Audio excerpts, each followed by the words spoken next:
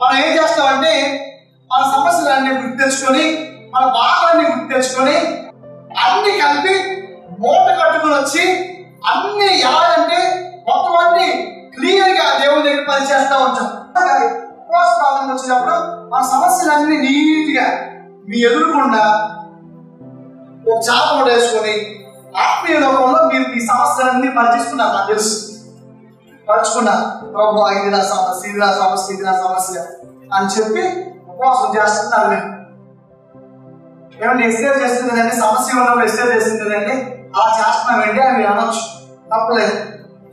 కానీ అతి ప్రాముఖ్యమైన విషయం, నువ్వు ఉపవాసం చేయడానికి అతి ప్రాముఖ్యమైన విషయం ఏంటంటే నీ సమస్యలు తీరిపోతుంది, నీకు పెళ్ళి అయిపోతుంది, నీకు ఉద్యోగం వస్తుంది, నీకు ప్రమోషన్ వస్తుంది. ఈ కాదు, నువ్వు ఏం సంపాదించుకోవాలంటే ఆ బలమైన దేవుని యొక్క శక్తిని, ఆయన యొక్క తత్వం యొక్క శక్తిని, పరిశుద్ధాత్మ యొక్క బలమైన సహవాసాన్ని సంపాదించుకోవాలి. హల్లెలూయా.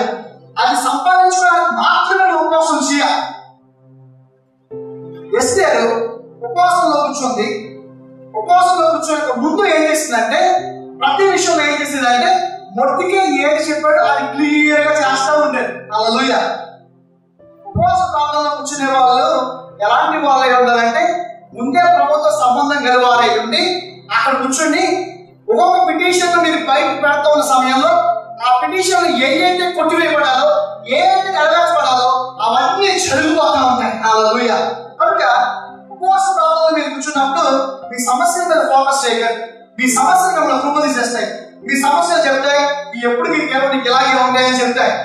కానీ గొప్ప మీద మీరు ఆధారపడినప్పుడు, పరిశుద్ధాత్మ శక్తి మీద మీరు ఆధారపడినప్పుడు మీ యొక్క మైండ్ అంతా ఎక్కడ ఉంటుందంటే ఆయనతో ఎంత సహవాసం కలిగి ఉందాము అనే దాని మీద ఉంటారు. హల్లెలూయా. ఎప్పుడు కూడా మీ సమస్యను చూస్తే మీకు విజయం రాదు.